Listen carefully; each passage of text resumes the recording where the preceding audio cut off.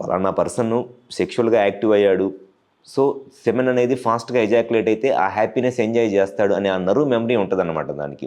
So మీరు తర్వాత ఫ్యూచర్లో సెక్షువల్గా కలిసినా కూడా ఆ పెన్నిస్లో ఉన్న నర్వ్స్కి ఆ నర్వ్ మెమరీ ఉండి, మీరు ఎప్పుడైతే మాస్టర్బేషన్ చేసుకోవటం అలవాటు చేసి ఆ నర్వ్స్ ఫ్రీక్వెన్సీ అనేది చాలా ఫాస్ట్గా ఎగ్జైట్ అయిపోయేటట్లు మీరు దాన్ని అలవాటు చేశారు, మీరు సెక్స్ చేసినప్పుడు కూడా ఆ నర్వ్స్ సెక్స్లో పీక్కి చాలా ఫాస్ట్గా వచ్చేస్తాయి.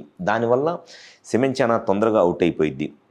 సో మాస్టర్బేషన్ చేసుకోవటం వల్ల వచ్చే మెయిన్ సమస్య ఏమిటి అనంటే, పర్టికులర్లీ పాన్ వీడియోస్ చూస్తా ఈ ఫాస్ట్గా మాస్టర్బేషన్ చేసుకోవటం వల్ల డెఫినెట్గా ఫ్యూచర్లో ఈ శీఘ్రస్ఖలనం లేదా ప్రీమెచ్యూర్ ఎజాక్యులేషన్ అనే ప్రాబ్లం రావడానికి చాలా ఎక్కువ అవకాశం ఉంటుంది. సో ఎవరైతే ఈ పాన్ వీడియోస్ చూసి మాస్టర్బేషన్ చేసుకుంటున్నారో, మీరు గనక ఫ్యూచర్లో మీ సెక్షువల్ లైఫ్ని ఎంజాయ్ చేయాలి అని అనుకుంటే ఎట్టి పరిస్థితుల్లోనూ పాన్ వీడియోస్ చూసి మట్టికి మాస్టర్బేషన్ చేసుకోవద్దు.